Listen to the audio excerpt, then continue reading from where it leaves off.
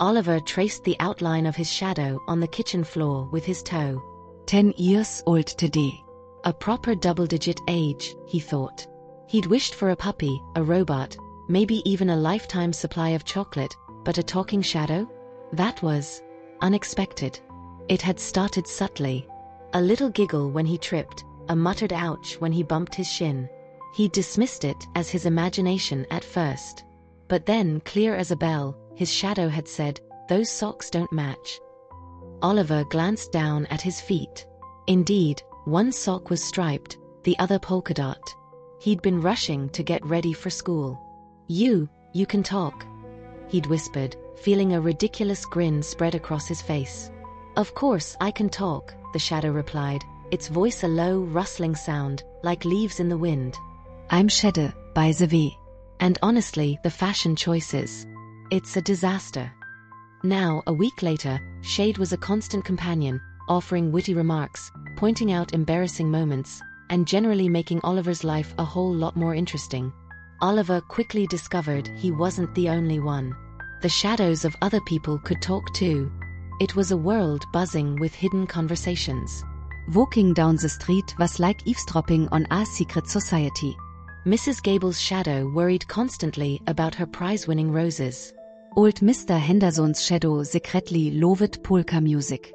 It was during recess that he realized how much he could learn. Maya, his best friend, was huddled near the swings, looking miserable. Brenda Billings, the school bully, was circling her, making snide comments about Maya's artwork. Oliver's eyes flickered to Brenda's shadow. I want people to like me," the shadow mumbled, its form flickering with insecurity. "I'm not very good at anything, really. Except making people feel bad, I guess." Oliver's heart went out to Brenda, a strange feeling considering how much Maya disliked her. He had an idea. "Hey, Brenda," Oliver called out, walking towards them. Brenda turned, a sneer already forming on her lips. "That painting Maya did, the one of the spaceship? It's really cool. Especially the way you used the colors." Brenda blinked, surprised. You think so?" Her shadow seemed to straighten up a little. "Yeah. It's way better than anything I could ever do," Oliver said, genuinely impressed by Maya's skill. Brenda's expression softened. "Oh. Well, thanks," she mumbled, then shuffled her feet and wandered off, leaving Maya staring at Oliver in confusion. "What was that about?" Maya asked, her brow furrowed. "Just trying to be nice," Oliver shrugged, careful not to reveal his secret. He couldn't tell Maya about Shade, about overhearing Brenda's shadow. It felt too unbelievable. He knew Maya, brilliant and logical as she was, would never believe him. But keeping it a secret was going to be harder than he thought. Especially during dinner. "Oliver dear, are you listening?" his mother asked, placing a plate of spaghetti in front of him. Yes." Oliver stammerte. Shade, however, wasn't being helpful. "Tell her you think her spaghetti sauce needs more garlic." Shade whispered mischievously. Oliver's eyes widened. "No. "No, I think it's perfect," he blurted out, a little too enthusiastically. His mother raised an eyebrow. "Perfect, you say?" "That's a first." She smiled, but Oliver knew he'd nearly blown his cover. This talking shadow business was going to be a lot more complicated than he'd imagined. The next morning, Oliver woke to a strange stillness. Not a quiet stillness, but an empty one. He glanced at his window, and his breath hitched. The rose bush beneath it, usually draped in a dark, leafy shadow, was flat. The shadow was simply gone. "Shade," he whispered, looking down. His shadow flickered, but seemed dimmer. "I feel it too," Shade replied, his voice weaker than usual. "The meeting's happening." "Something's taking them." "Taking who? The shadows?" "Yes. It started with the small things, plants, garden gnomes, the shadow under Mr. Abernathy's cat. But now," Shade trailed off, a ripple of fear running through his form. Oliver rushed downstairs, his heart pounding. His mother was at the kitchen counter, staring out the window with a puzzled expression. His father was reading the newspaper, but he didn't seem to be reading it exactly. He just held it, his gaze unfocused. Mom, Dad? do you notice anything different? Oliver asked cautiously. His mother sighed. It's just quiet, isn't it? Old Man Hemlock didn't yell at the kids for playing on his lawn this morning. And Mrs. Davison usually has the radio blasting by now. It's unsettling. His father lowered the newspaper slightly. People seem distant. I tried to chat with George at the post office, and he barely made eye contact. Just handed me my mail, and that was it. Oliver bit his lip. It wasn't just quiet. It was like the spark had gone out of people. He wanted to tell them about the disappearing shadows, about Shade, but he knew they'd think he was imagining things. At school, the atmosphere was even more peculiar. Maya, usually buzzing with energy, was unusually subdued. She was meticulously measuring the sunlight falling on a patch of grass with a complicated-looking device. "What are you doing?" Oliver asked, trying to sound casual. "I'm tracking the light levels," Maya explained, her voice flat. And the shadows. Or, rather, the lack of them. It's weird, Oliver. Shadows are disappearing. Not just fading, but completely gone. And it's not consistent with any natural phenomenon I can think of. You've noticed it too? Oliver asked, relief flooding him. At least he wasn't alone. Of course. The data doesn't lie. It started subtly yesterday afternoon. I initially thought it was a malfunction with my equipment, but it's been consistent all morning. It's like they're being erased. She frowned, adjusting her glasses. There's also a strange energy fluctuation I'm detecting, a sort of nullification field. It's centered around the old clock tower. The clock tower. Oliver's shadow, Shade, shivered violently. That's where it started, Shade whispered, his voice barely audible. The legend, the light thief. The light thief. Oliver repeated, turning to Maya. What's that? Maya looked at him strangely. It's just a silly old story, Oliver. A local legend. Supposedly, a being made of pure light steals shadows to create a world of eternal happiness. But it's just a myth. Shade protested weakly, it's not a myth. He drank the color, the feeling, everything.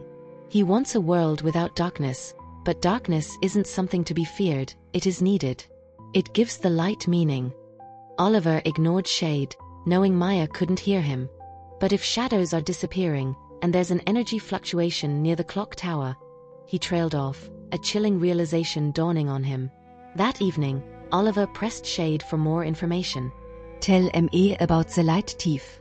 Everything you know. Shade, weaker than ever, struggled to speak. He was once a guardian of balance, like your grandfather. But he became convinced that darkness was the source of all pain. He believed that if he could eliminate shadows, he could eliminate suffering. He became obsessed. And now, he's returned. My grandfather. Oliver asked, stunned. You knew him? I did. He understood the importance of both light and darkness. He tried to reason with the light thief, but it was no use. He disappeared shortly after, tasked with guarding the entrance to the Shadow Realm. The only place the light thief can be stopped. Shade's voice faded to a whisper. The clock tower. It's the key. The next few hours were a blur of hushed conversations and growing dread. Oliver sat with Shade, a constant weight in his chest mirroring the dwindling strength of his shadow companion. Each fading shadow in town felt like a piece of Shade himself was dissolving. But why? Oliver asked, tracing the blurry outline of Shade with his finger. Why would someone want to take away the shadows? It just seems wrong. Shade flickered weakly. The light thief doesn't see it as taking away. He believes he's improving things. He thinks darkness is the root of all sorrow, all pain. He wants a world of pure, unadulterated happiness. But that doesn't make sense, Oliver protested. Sadness is part of life. You need both, right? Like, you can't have a rainbow without rain. Exactly. Shade's voice gained a sliver of strength, fueled by Oliver's understanding. He's forgotten that depth comes from contrast. Joy is only meaningful because sadness exists. He wants a world devoid of feeling, a world where everyone is empty. Shiva ran down Oliver's Spine. He thought of his parents, of Maya, of all the people in town becoming strangely apathetic. It wasn't just the absence of shadows, it was the absence of them. He's not just taking shadows, is he? Oliver asked, his voice barely a whisper. He's taking feelings. He steals the essence that gives shadows their form, their depth. And with it, he steals the emotions connected to them. Fear, regret, longing, but also joy, love and hope. He believes he's creating paradise, but he's creating a prison. Suddenly, a memory surfaced. A dusty photograph tucked away in his attic. It was a picture of his grandfather, Elias Thorne, standing proudly in front of a magnificent clock he'd built. His grandfather, the clockmaker who had vanished without a trace 10 years ago. My grandfather, Oliver murmuret. He disappeared around the same time people started talking about the light thief, didn't he? Shade's form pulsed with a faint, ethereal glow. Elias. He knew. He understood the balance. He was a guardian, tasked with protecting the entrance to the Shadow Realm. The Shadow Realm. A place born from the deepest shadows, a reflection of our world. It's where the light thief draws his power, and it's the only place he can be truly stopped. Shade paused, gathering his remaining strength. The entrance. It's hidden within the oldest part of town. The abandoned clock tower. Meanwhile, Maya was meticulously charting the energy fluctuations near the clock tower. Her lab, usually a haven of organized chaos, was now filled with a frantic energy. She stared intently at the readings on her monitors, her brow furrowed in concentration. It's impossible, she muttered to herself, adjusting a complex array of sensors. The energy signature is unlike anything I've ever seen. It's a localized distortion of space-time, a nullification field, as I suspected. But it's growing stronger, and it's emanating directly from the clock tower. She ran a diagnostic check, double-checking her equipment. Everything was functioning perfectly. The data was undeniable. There's something happening at that clock tower, Maya said aloud, a sense of unease creeping into her voice. Something unnatural. Back at Oliver's house, Shade was growing weaker with each passing moment. His voice was now a faint whisper, barely audible above the ticking of the grandfather clock in the hallway. Oliver, he rasped. You must go to the clock tower. Find the entrance. You are the only one who can stop him. But what about you? Oliver asked, his voice thick with emotion. My fate is tied to the shadows. If they disappear, so will I. But even if I fade, I will be with you. Remember, Oliver. Darkness isn't something to be feared. It's a part of life. Embrace it, understand it, and use it to protect the light. Oliver gripped his hand, a silent promise forming in his heart. He wouldn't let the light thief win. He wouldn't let Shade disappear. He would go to the clock tower, and he would fight for the balance between light and darkness. The clock tower loomed before them, a skeletal finger pointing at the bruised twilight sky. Its once grand facade was now crumbling, cloaked in ivy and an unsettling silence. Oliver, clutching the small, silver compass his grandfather had left behind, pushed open the heavy oak door, Maya close at his heels. Dust motes dankset in the single shaft of moonlight that pierced the gloom. The air inside was cold, heavy with the scent of decay and something else. Something ancient and indefinable. They climbed the winding staircase, each step creaking in protest, until they reached the clock mechanism itself. A colossal tangle of gears and pendulums, frozen in time. According to Shade, Oliver said, his voice echoing in the cavernous space, the entrance is behind the mainspring. Maya, ever the pragmatist, shone her flashlight on the intricate workings of the clock. That's ambitious. It's like trying to find a needle in a haystack made of metal. But she didn't hesitate, meticulously examining the gears, her fingers tracing their contours. Suddenly, Oliver felt a familiar tug, Shade's faint presence, guiding him. He reached out and pressed a hidden lever concealed within the mainspring. A low rumble shook the tower, and a section of the wall slid open, revealing a swirling vortex of darkness. "Whoa," Maya breathed, her scientific skepticism momentarily forgotten. Tats, not natural. "Welcome to the Shadow Realm," Oliver said, a tremor in his voice. Without a second thought, he stepped into the darkness, Maya following close behind. The world twisted around them, colors inverted, and sounds became muffled and distorted. When they could finally see again, they found themselves standing in a warped, shadowy version of their own town. Buildings were elongated and grotesque, the streets were filled with swirling mist, and the sky was a perpetual twilight. "It's like looking through a broken mirror," Maya said, her voice hushed. She immediately began scanning the environment with a handheld device she'd built, analyzing the ambient energy. "The physics here are completely different. Gravity is fluctuating, and the energy readings are off the charts." As they ventured deeper into the Shadow Realm, they encountered their first challenge. A shadowy figure, vaguely resembling a menacing dog, materialized from the mist, its eyes glowing with an eerie red light. It snarled, blocking their path. "Don't move," Oliver whispered, focusing his attention on the creature's shadow. He reached out with his mind, attempting to communicate. "Hello." To his surprise, the shadow responded, not with words, but with a surge of raw fear, a primal terror that resonated deep within Oliver's own heart. He realized the creature wasn't inherently malicious. It was a manifestation of someone's deepest fear, given form by the Shadow Realm. "It's afraid," Oliver said to Maya. "It's not attacking, it's protecting itself." He focused his energy, projecting a feeling of calm and reassurance towards the shadow. Slowly, the creature's form began to dissipate, its menacing growl fading into a whimper. It vanished into the mist, leaving them unharmed. "What did you do?" Maya asked, astonished. "I talked to its shadow," Oliver explained. "It's like these creatures are made of fear and insecurity. If you can understand their shadow, you can calm them." Maya's eyes lit up with scientific curiosity. "Fascinating. So, the shadows aren't just passive reflections, they're active conduits of emotion?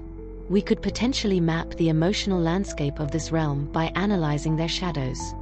She began furiously scribbling notes in her datapad.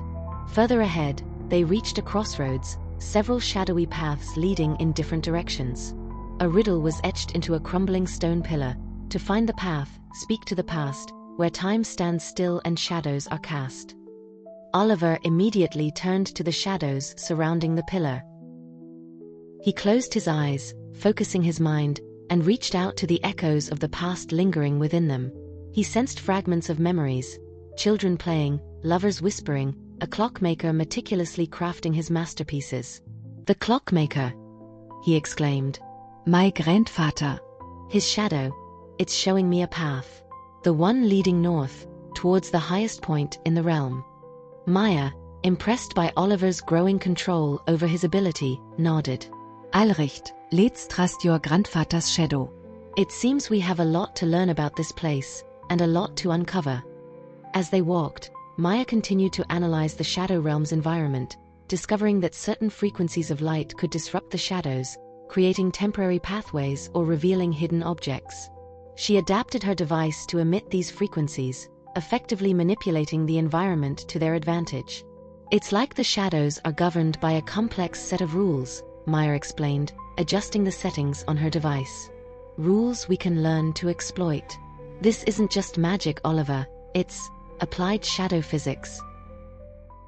The path north, guided by Oliver's grandfather's lingering shadow, led them through increasingly desolate landscapes. The warped town gave way to barren plains of gray, punctuated by skeletal trees that clawed at the perpetually twilight sky. They began to encounter shadows, but these weren't the fearful manifestations they'd faced before. These were diminished, faded, like watercolor paintings left out in the rain. Each shadow clung weakly to its owner, gaunt, listless figures who moved with a disturbing slowness. Oliver reached out to one, a woman whose shadow was barely a smudge against the ground. "What happened?" he asked, his voice soft.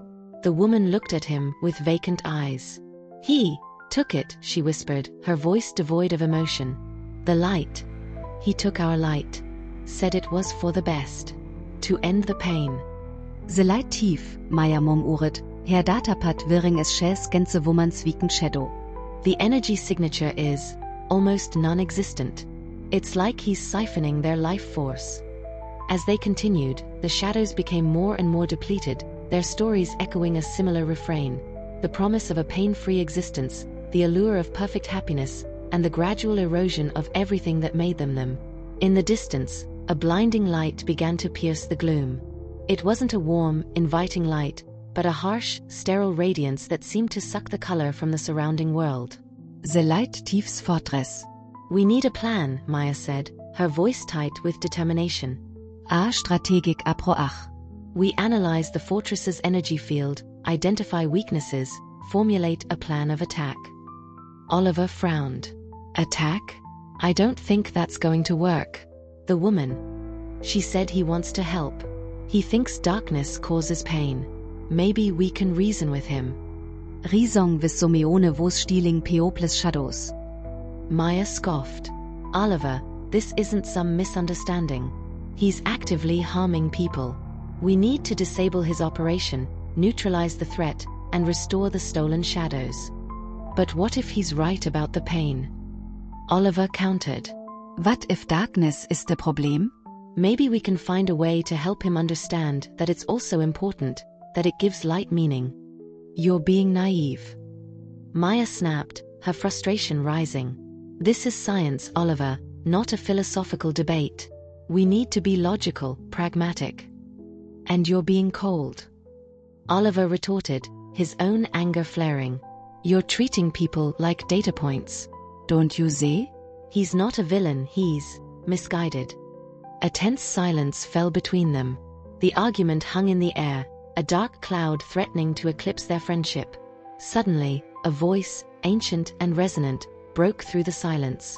Conflict, a shadow of its own making. They turned to see a shadow detaching itself from a gnarled, ancient tree. It was enormous, swirling and shifting, yet radiating a sense of profound wisdom. What are you? Maya asked, cautiously raising her datapad. I am the Keeper of Echoes, the shadow replied. I have witnessed the ebb and flow of light and darkness for centuries.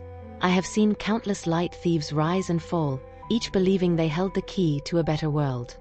Can you help us? Oliver asked. The Keeper of Echoes swirled, its form momentarily coalescing into the shape of an old man. The light thief believes he is eradicating suffering. He does not understand that suffering is as essential as joy, that shadows define the brilliance of the light. To defeat him, you must not fight his light with force, but show him the beauty of the darkness. But how? Maya asked, her skepticism momentarily subdued. Balance, the Keeper of Echoes said, its voice echoing with ancient wisdom. He has forgotten the dance of light and shadow. Remind him of its rhythm. Show him that true happiness lies not in the absence of darkness, but in the acceptance of all that is. The shadow then extended a tendril towards Oliver. Your grandfather. He understood this balance. He was a guardian of this realm, a weaver of shadows. He left you a gift, a connection to the heart of darkness. Trust your instincts, young one. And remember, even the deepest shadows hold a glimmer of light. The Keeper of Echoes faded back into the tree, leaving Oliver and Maya to contemplate its words. The rift between them hadn't vanished, but a seed of understanding had been planted. Maya sighed, lowering her datapad. Okay, she said, her voice softer. Maybe you're right.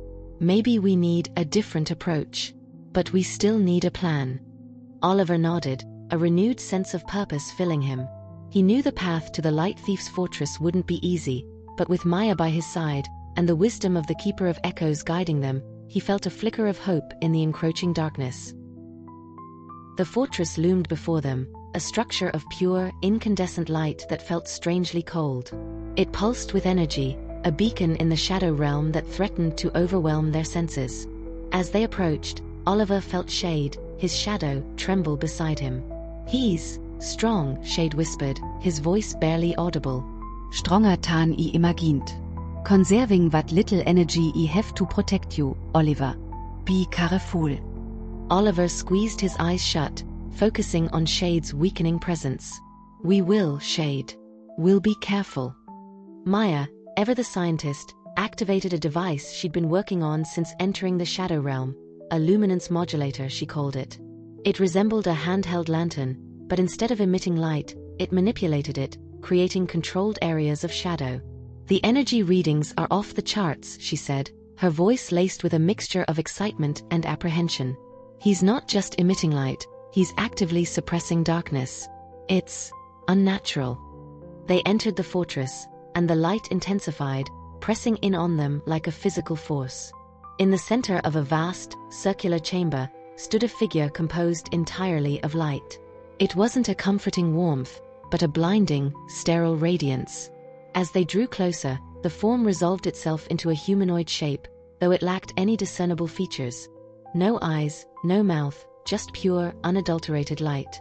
So, the being said, its voice resonating directly in their minds, you have come. The children who woke with shadows.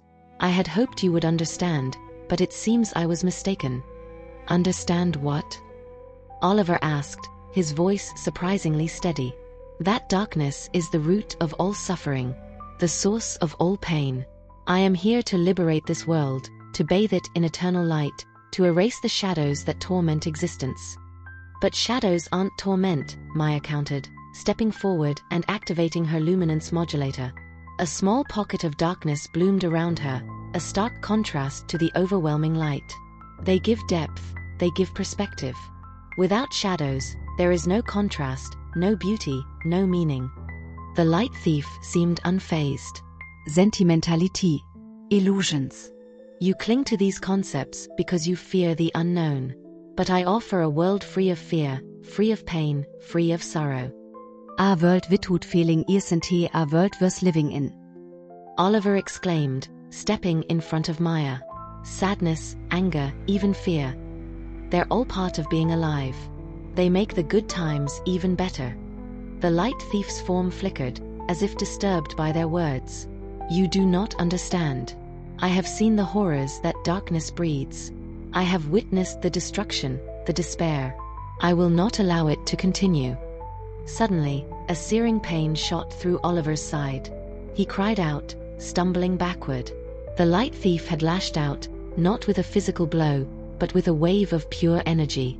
Oliver! Maya shouted, rushing to his side. But before the light thief could strike again, Shade, despite his weakened state, surged forward, momentarily shielding Oliver with his own form. The effort clearly strained him, his edges flickering and dissolving, but he held firm. He's protecting you, Maya gasped, her eyes wide with concern. Shade. He's using the last of his energy.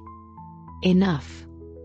Maya activated her luminance modulator to its maximum capacity, creating a swirling vortex of darkness that pushed back against the light thief's radiance. IV analyzed your energy signature. You're not eliminating darkness, you're consuming it. But you're also consuming the emotions connected to it.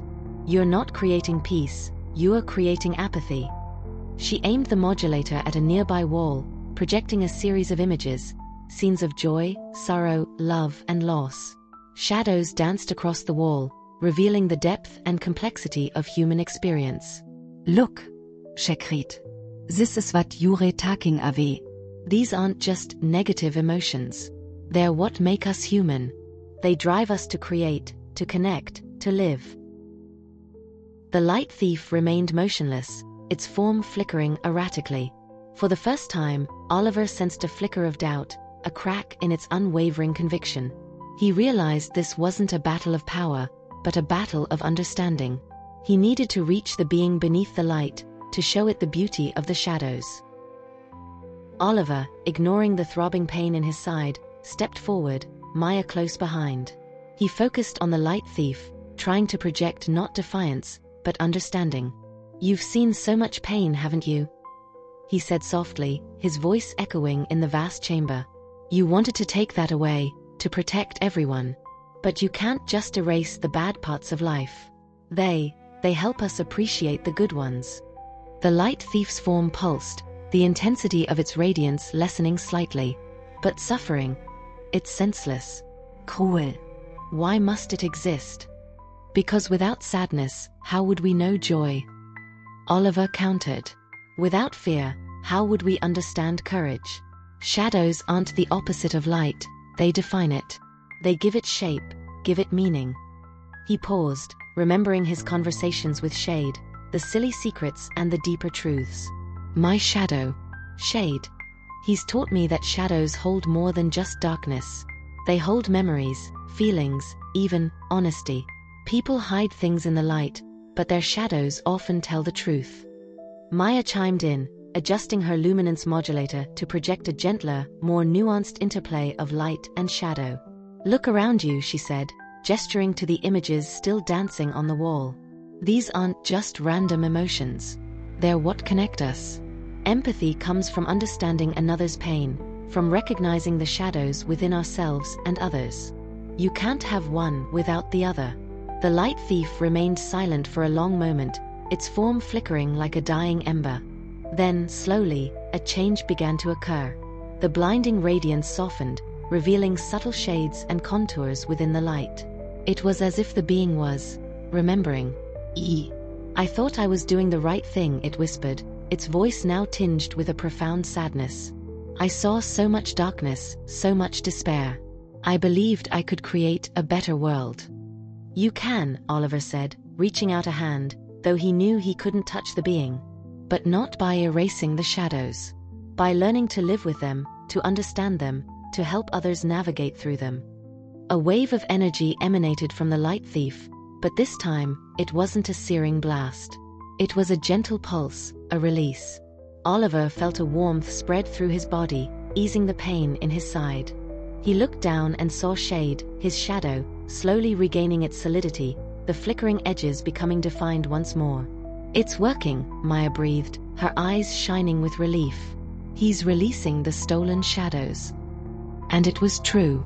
Throughout the shadow realm, faint tendrils of darkness began to emerge, coalescing and growing stronger. The drained shadows of trees, buildings, and even the shadowy creatures they'd encountered began to regain their color and vibrancy. A wave of revitalizing energy washed over them, and Oliver could almost feel their emotions returning to the world around them. As the shadows returned to the town above, a wave of normalcy washed over it. People began to laugh again, to argue, to express the full spectrum of human emotion. Oliver could sense the shift, a subtle lifting of a weight that had been pressing down on everyone. Suddenly, a new shadow materialized beside them, older and more substantial than any they'd seen before. It took the form of a kindly old man with a gentle smile, wearing a leather apron and carrying a set of clockmaking tools. Well done, children, the shadow said, his voice warm and reassuring. You've reminded him of what he had forgotten. Oliver stared, his mouth agape. Grandvater. Maya gasped. Your grandfather. But he disappeared years ago. The shadow chuckled. Disappeared is a strong word. Let's just say I took on a different role. I am a guardian of this realm, a keeper of the balance. I saw the light thief's descent into despair and knew I had to intervene, but I couldn't directly interfere. It had to be someone who understood the importance of both light and shadow. He looked at Oliver with pride. Someone like you. You know about all this? Oliver asked, overwhelmed. I built the clock tower, didn't I? It's more than just a timekeeping device, you know. It's a gateway, a nexus point between your world and this one. I dedicated my life to understanding the delicate balance between light and darkness, and to protecting it. He paused, his gaze drifting towards the now calming light thief. He was once a guardian too, you know. But he lost his way, blinded by his desire to eliminate suffering. It's a burden we all carry, the temptation to try and control that which is ultimately uncontrollable. The last vestiges of the light thief's energy faded, leaving behind a peaceful stillness in the shadow realm. The restored shadows danced with a newfound vibrancy, and a sense of warmth permeated the air. Oliver looked at Shade, his shadow solid and reassuring beside him, and felt a surge of gratitude. It's over, Maya breathed, her voice filled with relief. She turned to Oliver's grandfather's shadow, a question in her eyes. What happens now? The older shadow smiled. Now, life returns to balance. The light thief will continue his work, but with a newfound understanding. He will guide lost shadows, not erase them. And you too. You will be the bridge between our worlds. Oliver felt a tremor of responsibility. But what does that mean? It means you will retain your ability to communicate with shadows, his grandfather explained. A gift and a burden. You will be able to see the hidden truths, to understand the unspoken emotions. Use it wisely, Oliver. Use it to help others. Back in their town, the return of the shadows was met with a collective sigh of relief. Laughter echoed in the streets, and the town square bustled with activity. People seemed lighter, more connected. Oliver noticed Mrs. Gable, the baker, arguing playfully with Mr. Henderson, the grocer, a familiar scene that had been strangely absent during the fading darkness. He could even feel the warmth of their good-natured disagreement through their shadows. The next few weeks were a whirlwind of adjustment. Oliver found himself subtly intervening in small conflicts, overhearing insecurities through shadows and offering a kind word or a helping hand. He helped young Timmy, who was afraid of the dark, understand that shadows weren't scary monsters, but playful companions. He mediated a disagreement between two friends, gently revealing their hidden feelings through their shadows, allowing them to reconcile. "It's amazing, Oliver," Maya said one afternoon, as they sat by the clock tower, watching the shadows lengthen with the setting sun. "You're actually making a difference. You're like a shadow therapist." Oliver chuckled. "It's not always easy. Sometimes, the shadows reveal things people don't want to face. But it's always worth trying to help."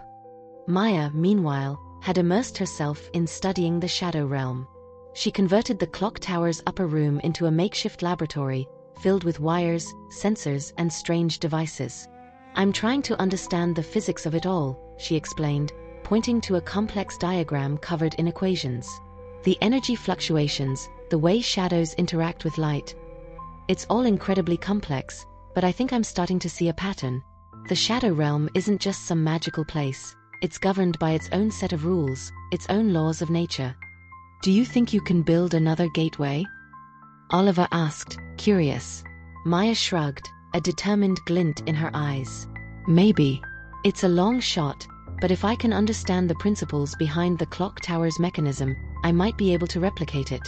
Imagine the possibilities, Oliver. We could learn so much about the universe, about ourselves." As the years passed, Oliver and Maya continued to protect the balance between light and darkness. Oliver used his gift to foster understanding and compassion in their town, while Maya dedicated her life to unraveling the mysteries of the shadow realm. They faced new challenges, encountered new shadows, but they always remembered the lesson they had learned, that true light shines brightest when it embraces the darkness within.